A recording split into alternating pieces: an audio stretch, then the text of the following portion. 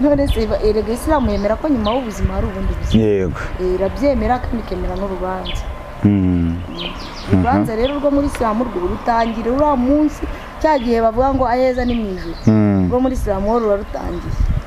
Ukarutangiriramo.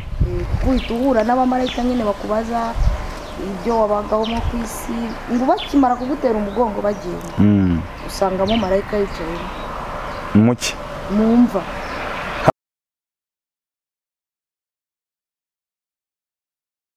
Bakunzi b'Umuhamya TV twongeye kubasuhuza muri aho inshuti zacu, inshuti dukunda, inshuti z'akadasohoka.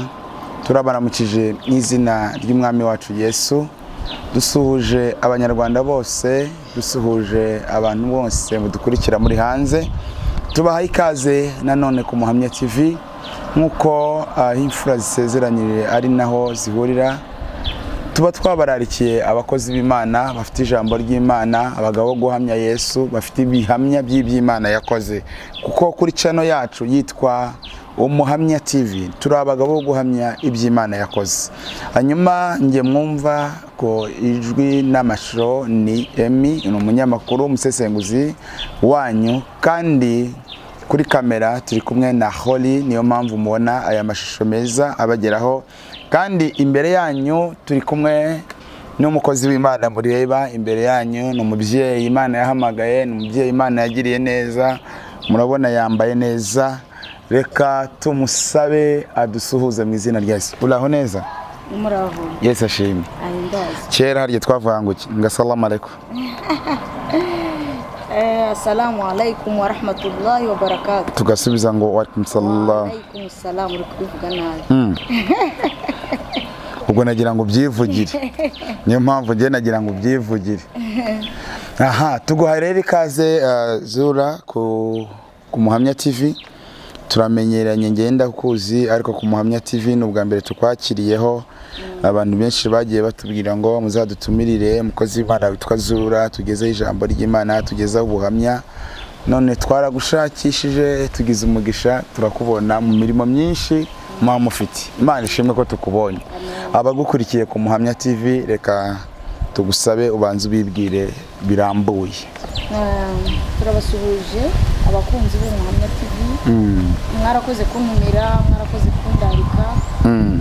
Nanjye nishimiye uyu munsi kuba naza kugira ngo dusangire ku ijambo ry'Imana, ubuhamya ndetse n'ibindi biganiro Kristo azadushoboza kubagezaho. Abadukurikiye rero nitwa Mukasonga Zura Esther. Yego. Zura ni izina ababyeyi banyise. Akwa nabukiye muri Islam, niyo mpamvu nitwa Zura. Nabukiye muri Islam, igisekuru cyane cyose ari Abayisilamu, hanyuma nkurira muri Islam, hanyuma abanyita Zura, ariko ngeze muri Kristo amindura izina anyita Esther.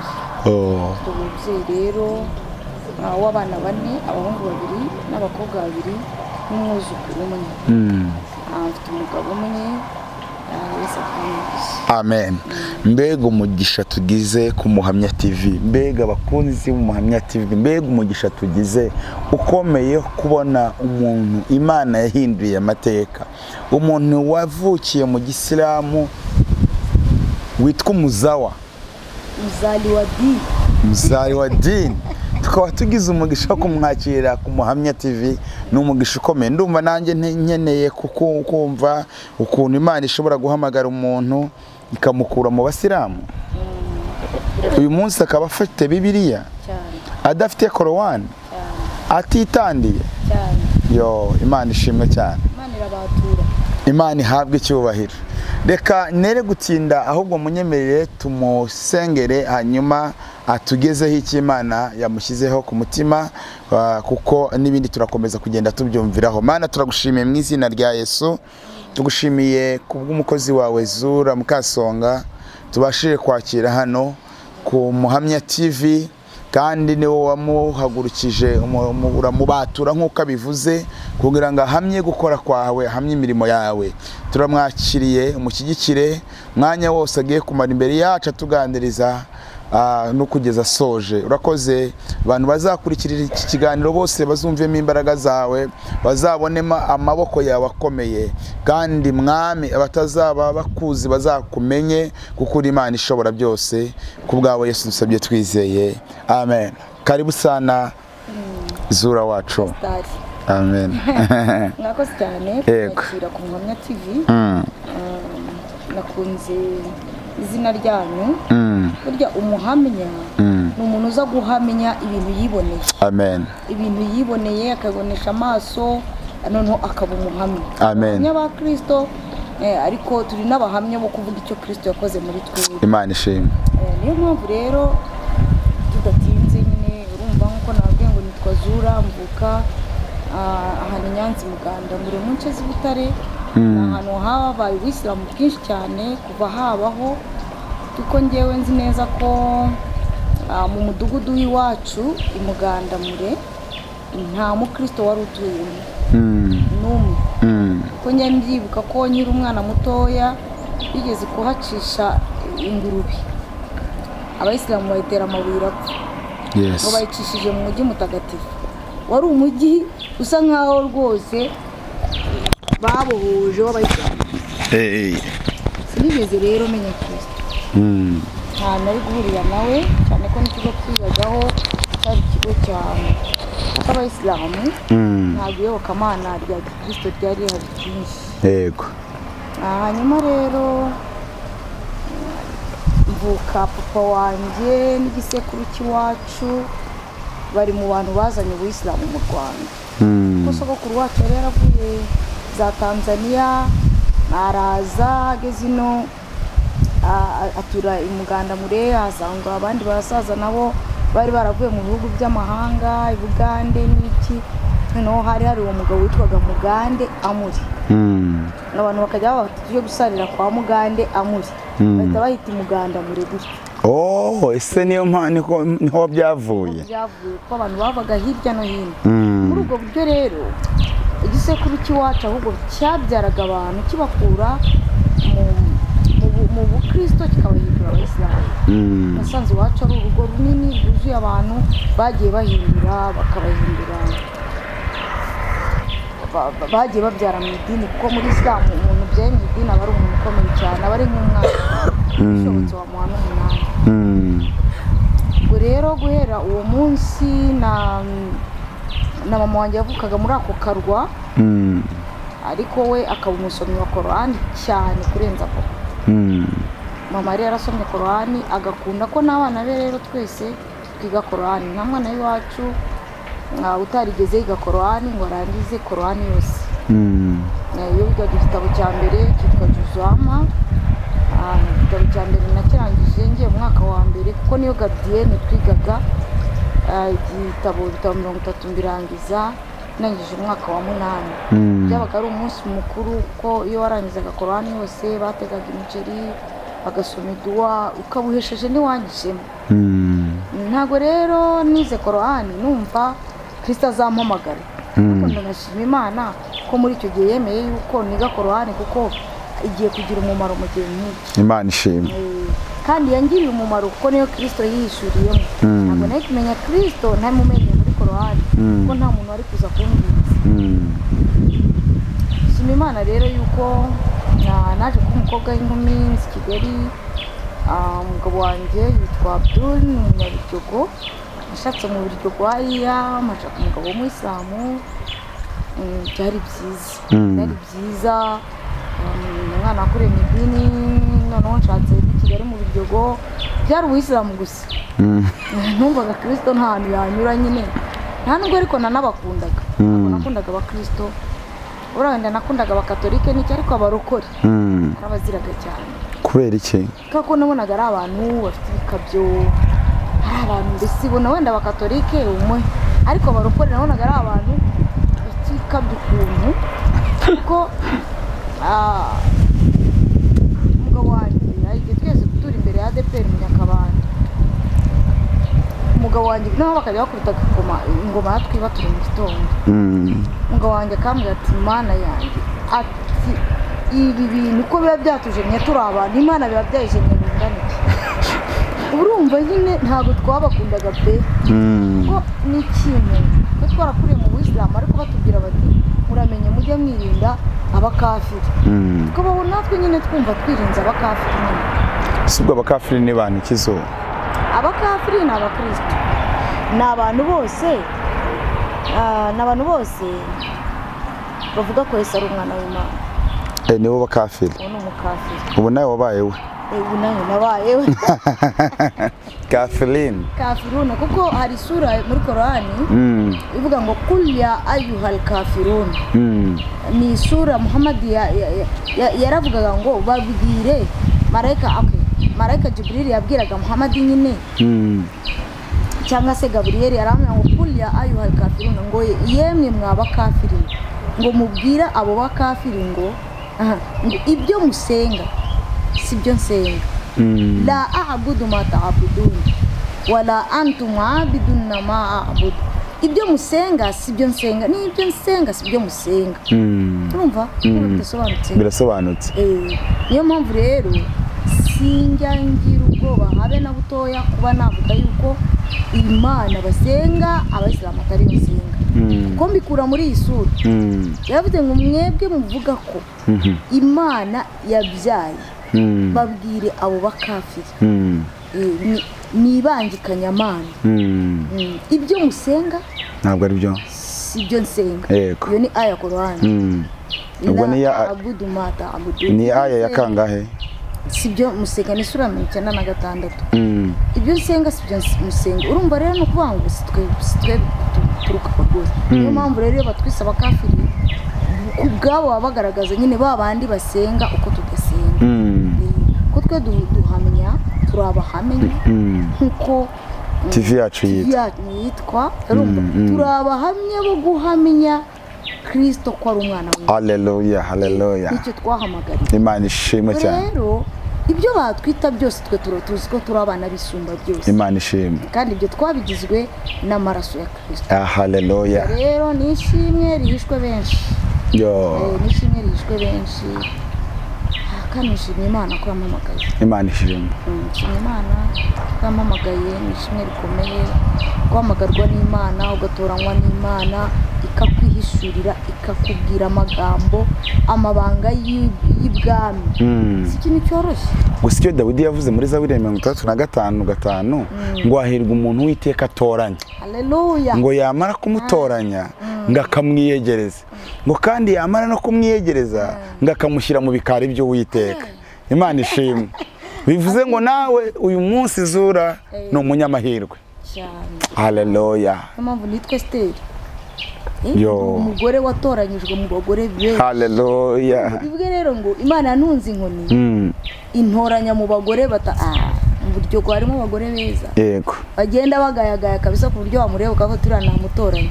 Ariko ntitoranya nk'abantu. Imana ishimwe. Niyo mpamvu rero yanunze inkoni inyita Esther umwamikazi. Umwamikazi. Haleluya. Haleluya. Umwamikazi ko mfite umwami muri njye. Imana ishimwe. Ko nishimye. Amen. Akundi Yesu yagize neza. Haleluya. Haleluya. Amina.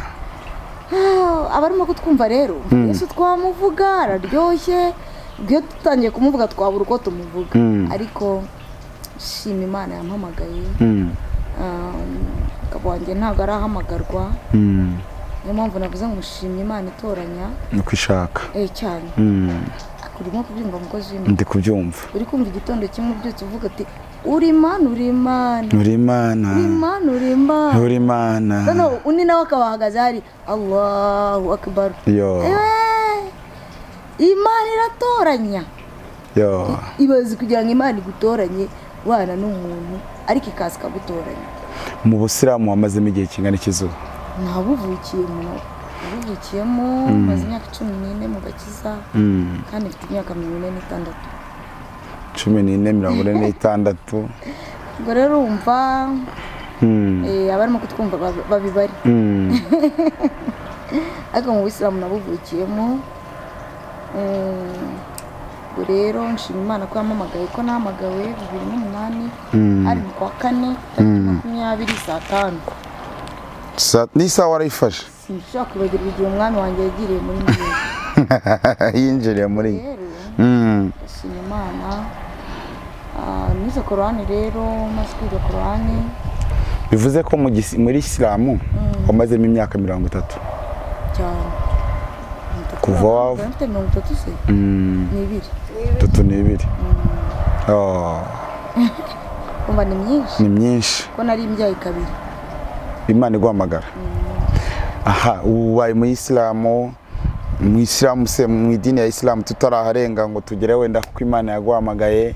Ese wakoraga iyihe mirimo mu idini ya Isilamu?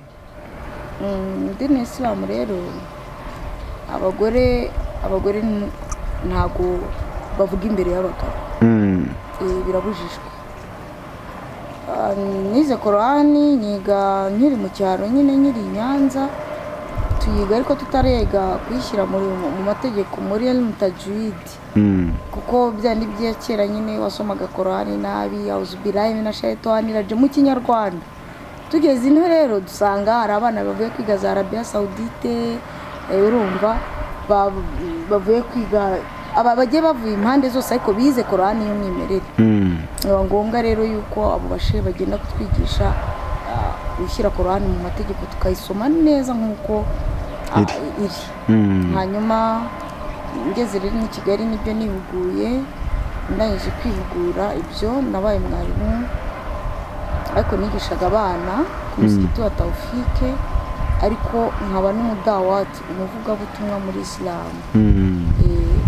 Aho bampamagaye kujya kubwiriza najyaga yo umuvugabutumwa. Hariya naho buriya habaye abavugabutumwa cyane, baza n'abandi kuri muri Islam.